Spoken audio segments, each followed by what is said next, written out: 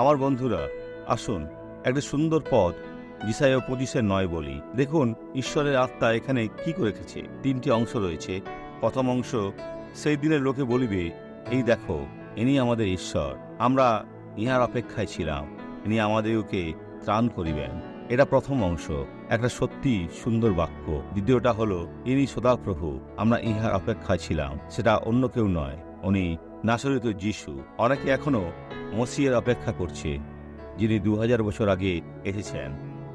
তারা যতদিন চায় অপেক্ষা করতে পারে, সেখানে অন্য কেউ নাই। তিনি একমাত্র ও সত্য ঈশ্বর। তিনি কোনো কিছুতেই ব্যর্থ হননি, কিন্তু লোকেরা তার নামে বিশ্বাস করে না। আমরা ইহার কৃত পরিত্রাণে উল্লসিত হইব, আনন্দ করিব। এখন প্রশ্ন করি, আপনি কি বলতে পারেন? এটা আপনার সাথে ঘটেছে?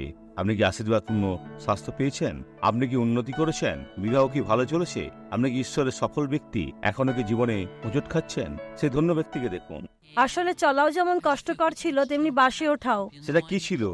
আগে কিভাবে চলতেন? এই লাঠি নিয়ে, লাঠি নিয়ে? শুধু লাঠি নিয়ে। দেখান বোন, আগে কেমন ছিলেন?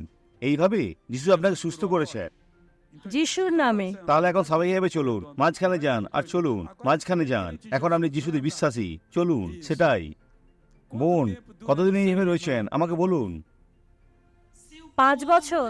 ডক্টর সুয়ার্স, 5 বছর হয়ে গেল।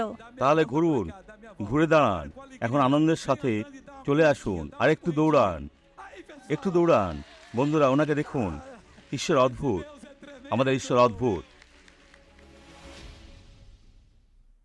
আমি প্রার্থনা করব, ঈশ্বর এই ব্যক্তিকে আশীর্বাদ করতে হাত বাড়াচ্ছি। যারা আমার সাথে প্রার্থনা করছে, নারী হোক বা পুরুষ, আর এই ব্যক্তিকে বিভ্রান্ত করা মন্দকে বাঁধি আর বাহির করি, আর বলি, ছেড়ে দাও, চলে যাও, আর থাকবে না, যিশুর নামে। আর আপনি বলুন, প্রভু ধন্যবাদ, বিশ্বাস করি।